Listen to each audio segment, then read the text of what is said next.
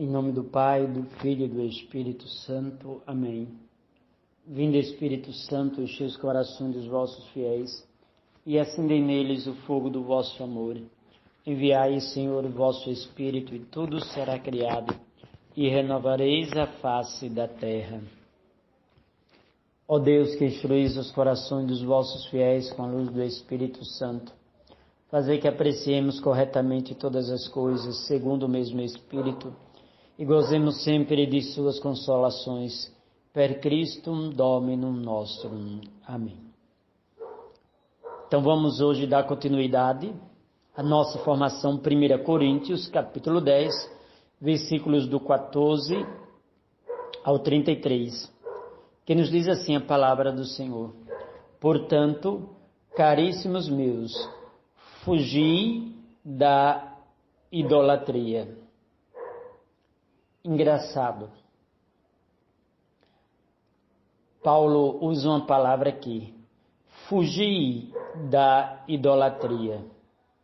Porque se ele fala fugir da idolatria e não, por exemplo, combater a idolatria ou até mesmo em frente à idolatria?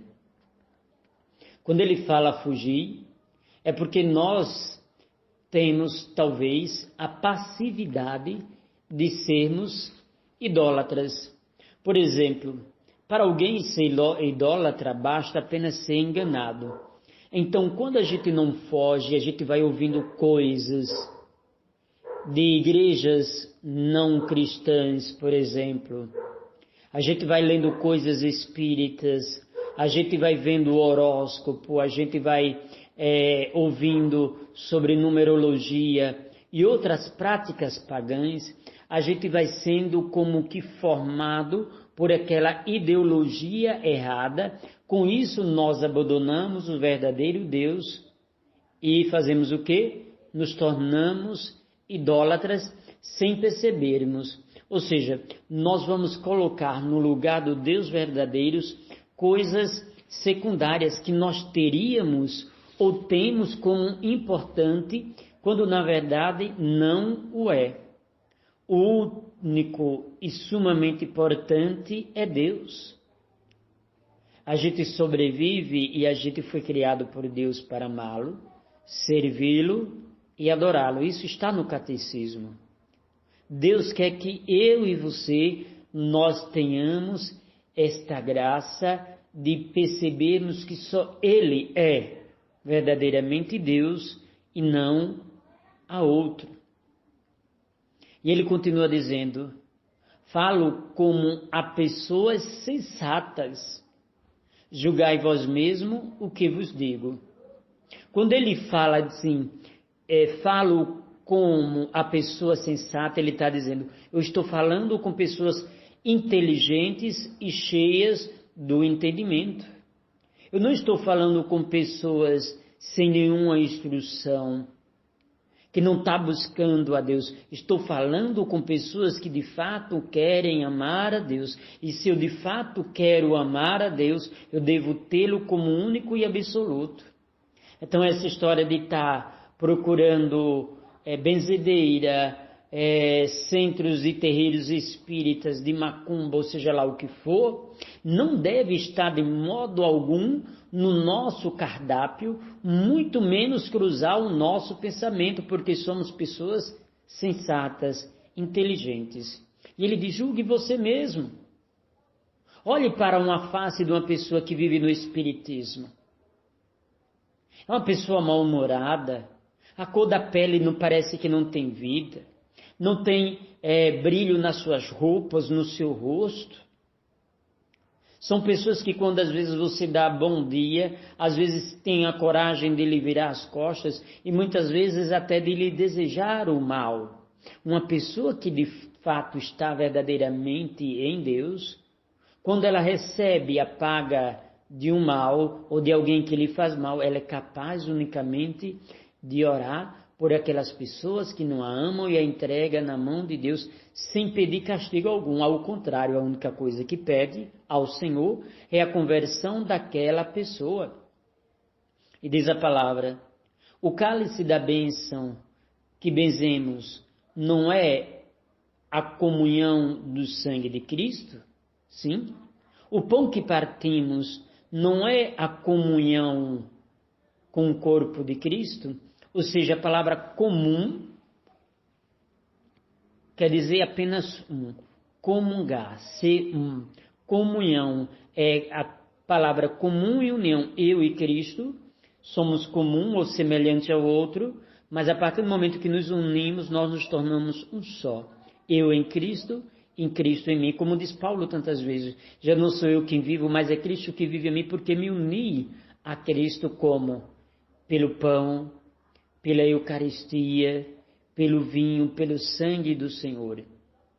Uma vez que há um único pão, nós, embora sendo muitos, formamos um só corpo, porque todos nós comungamos do mesmo pão que é Cristo. Que não é mais o maná do deserto, mas é o verdadeiro Deus que se dá a nós. Então, por isso, filhos, que é muito importante, já que as nossas igrejas estão começando a serem abertas, nós voltarmos à comunhão, se possível, diária. Se não é possível a comunhão diária, no mínimo aos domingos, ou de acordo com a tua possibilidade, mas no mínimo a cada 8 dias você deve ter esse encontro pessoal com o Senhor. O ideal é que você tenha diariamente, mas nós sabemos que nas nossas paróquias, nas nossas comunidades, isso é como que quase impossível. Porém, estamos voltando, então não deixa a prática desta unidade tua pessoal com Cristo pela Santa Eucaristia. Considerai Israel segundo a carne, não entram em comunhão com o altar nem com as vítimas. Aquele que come carne de touros, de cordeiro, não entra em comunhão, porque está comendo carne de animais. Mas aquele que comunga do corpo e do sangue de Cristo está provando do próprio Senhor. Aí é a partir daí, dessa tua união com Cristo, que tua vida vai ser transformada pela Eucaristia. É por isso que é muito importante na hora da comunhão nós orarmos com o coração. Como diz Nossa Senhora em Medjugorje, orar com o coração, entregar cada irmão desta comunidade, cada benfeitor, entregar cada vida, as pessoas que foram canais da graça de Deus para nós, pedir nessa mesma comunhão a graça do batismo no Espírito Santo, a renovação dos dons, dos carismas. E continua ele dizendo que quero afirmar com isto, que a carne sacrificada aos ídolos ou o próprio ídolo são alguma coisa? Não, não é nada a carne dos ídolos, nem a carne dos animais sacrificada aos ídolos. As coisas que os pagãos sacrificam-as a demônios e não a Deus. Olha como é importante o conhecimento da palavra. Aquilo que nós falávamos lá no capítulo 8. Agora aqui para nós fica muito mais claro. As coisas que os pagãos sacrificam a demônio e não a Deus. Por exemplo, um despacho de terreiro de macumba é ofertado a Deus? Não é. É ofertado a uma pombagira, a um tranca-rua, a um espírito de índio. Mas não é um sacrifício a Deus. São dados a entidades malignas. Então, portanto, nós nem podemos, nem devemos comer esse tipo de carne, muito menos ver, presenciar, cultivar, ou até mesmo achar normal algo que é sacrificado ao demônio. Gente, isso não é palavra minha, é palavra de Paulo, e a palavra aqui é clara. É sacrifício de pagão. Que é um pagão? Uma pessoa que não conhece a Deus. E se você conhece a Deus, você não pode estar dando a sua mão para alguém ler, quando na verdade na tua mão não tem nada escrito. O teu destino está na mão do Senhor que fez o céu e a terra. É como nós dizemos quantas vezes quando o bispo vai abençoar a nossa casa ou algum objeto, ele diz: a nossa proteção está no nome do Senhor que fez o céu e a terra. A minha proteção. A tua proteção está no nome do Senhor que fez o céu e a terra. Olha o poder dessas palavras, desse pronunciamento vivo e digno da glória de Deus, nosso Pai. E eu não quero que tenhas comunhão com os demônios. Nem Paulo queria, nem eu como formador e fundador também desta comunidade católica, o pai do carpinteiro, quero que você tenha alguma intimidade ou ligação com o demônio. Citarei algumas. Necromancia. O que é necromancia? A necromancia vem de necrotério, ou seja, a invocação dos mortos, que no geral acontece em centro espírita, quando a pessoa diz assim, eu vou lá que meu pai está aparecendo lá no centro espírita. Mentira, que está ali é demônios. Quem morre tem domínio. Está nas mãos de Deus. Por exemplo, quando eu dou minha mão para uma cartomante ler, quando eu vou atrás de um búzio, é Deus que está falando para mim? Não, não é o Espírito Santo de Deus. É o maligno que está ali. A única coisa que nos revela verdadeiramente as coisas do alto é o Espírito Santo, as pessoas que buscam a Deus na Santa Igreja Católica. Fora da Igreja Católica, toda prática é vã. Por exemplo, uma outra ligação com o demônio, jogo de azar, jogo de bicho, jogo para tirar sorte, querendo ganhar 1 milhão, 2 milhões, 3 milhões. É ligação com o maligno e não com Deus. Muito forte essa palavra. Se eu fosse eu, você ficaria remoendo essa palavra dias, porque é palavra do Senhor, é palavra profética para a tua vida. Deixa essas práticas pagãs, é por isso que a tua vida, a tua espiritualidade não cresce, porque estás consultando talvez o mal e não buscando a vontade de Deus. Lembrando que essa formação aqui, ela é específica da nossa comunidade, embora algumas pessoas também que não é da comunidade estão ouvindo. Porque é uma boa e excelente formação. E continua dizendo o versículo 21, não podeis beber ao mesmo tempo o cálice do Senhor e o cálice dos demônios. Não podeis participar ao mesmo tempo da mesa do Senhor e da mesa dos demônios. O que Paulo quer dizer com isso? Quem é católico, morra católico. Você não pode ser católico e estar visitando o templo protestante. Você não pode ser católico e estar indo em terreiro espírita. Você não pode ser católico e estar tendo amizade em terreiros de macumba, mesa branca, xixinoye, meditação transcendental, prática de relaxamento do hinduísmo, budista. Não pode. Não se deixe enganar. É como um homem que tem 2 esposas. Ele vai ter que escolher na casa de qual das duas vai ter que dormir. Ou dorme na casa da sua legítima esposa, ou vai dormir na casa da segunda mulher, que é a prostituta. Mas não é sua legítima esposa. Então, se você de fato é católico, batizado nessa Santa Mãe Igreja Católica, não a pode abandonar. A partir do momento que você vai para outra prática cristã, ou para outro tipo de religião, ou para outro tipo de culto pagão, você está se prostituindo. E nós sabemos que toda prostituição, ela é condenada por Deus. É uma prostituição. Ou queremos provocar a ira do Senhor? Acaso sou mais forte do que Deus? Você quer provocar a ira de Deus? E depois talvez fica se perguntando, mas tem tanta enfermidade na minha casa, mas meu marido não deixa de beber, mas está acontecendo isso, mas está acontecendo aquilo. Pergunto, qual é o grau da tua fidelidade para com Deus? Talvez seja por isso que tantos males tenham acontecido, porque diz a palavra que Deus é fiel. Então, se tu ou serás fiel a Deus, tenha certeza de uma coisa, meu filho e minha filha. O Senhor será muito mais fiel a ti. E a fidelidade de Deus não vacila. Enquanto que a minha e a tua fidelidade pode vacilar. Tem hora que está forte, tem hora que está fraca. Mas a fidelidade de Deus, não. A fidelidade de Deus não oscila. Ele é fiel sempre. Já nós não.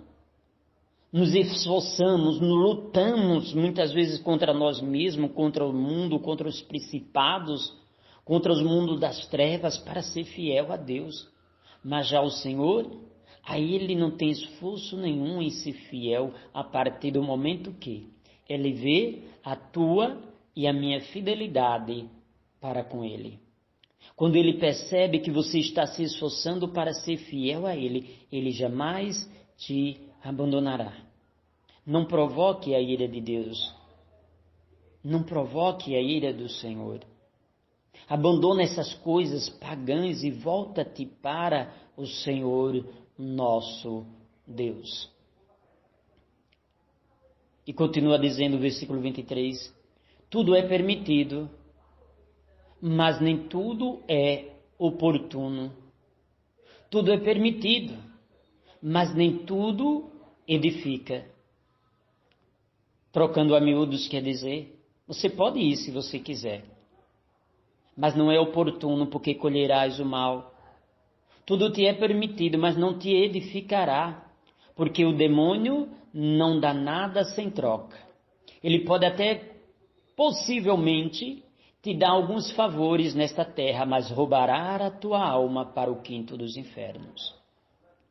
Enquanto Deus dá a si mesmo, porque é amor, o demônio nós sabemos que é ódio, é vingança, é angústia, é treva. E não só na segunda morte, mas aqui na terra.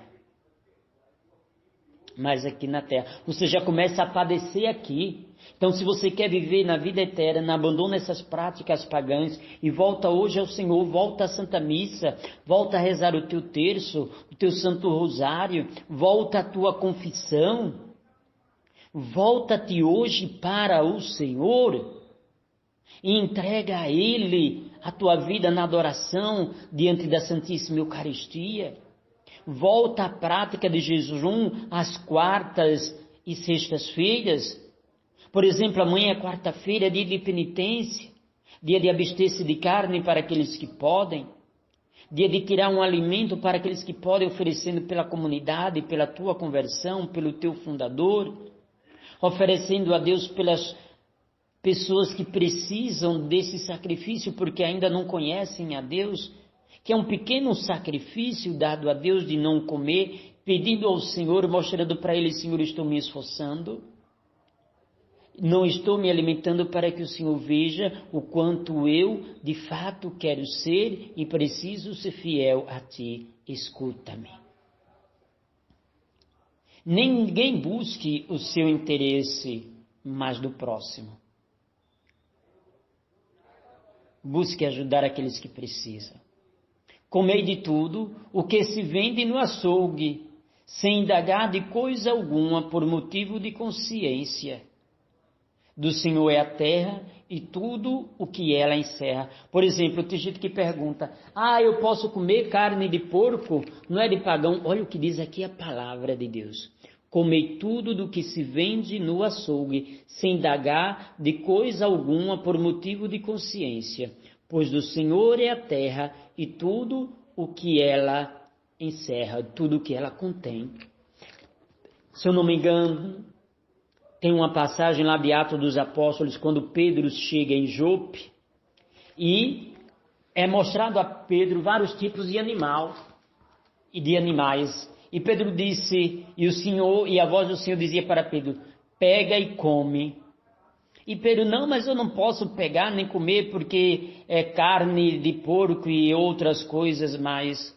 E o Senhor dizia para Pedro, pega e come. Depois ele percebeu que Deus, em primeiro lugar, não faz distinção de pessoas e que nenhuma carne é impura porque tudo é criado pelo Senhor. Porém, tem que ser dado a Deus com um coração.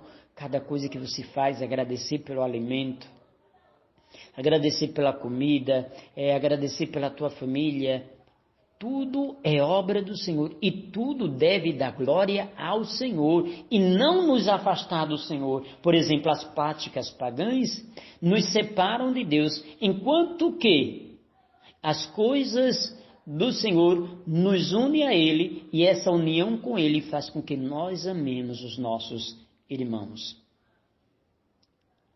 Deu para entender como é diferente as coisas do céu com as coisas do maligno? Versículo 27. Se algum infiel vos convidar e quiser dizer, comei de tudo o que vos puser diante, sem indagar de coisa alguma, por motivo de consciência. Pode comer de tudo, né? O que não se deve comer são as carnes sacrificadas aos ídolos, porque ali há contaminação, mas não a comida comum. Por exemplo, é muito importante você ter cuidado com todo tipo de comida que se come. Em que exemplo eu irei citar agora? Por exemplo, uma pessoa que faz bruxaria, ela pode fazer um feitiço naquela comida e te oferecer para te causar mal. Existe aí a prudência, mas não uma proibição em si. A prudência faz com que você venha se prevenir de uma contaminação por meio de um alimento. Mas nenhum alimento em si ele é impuro.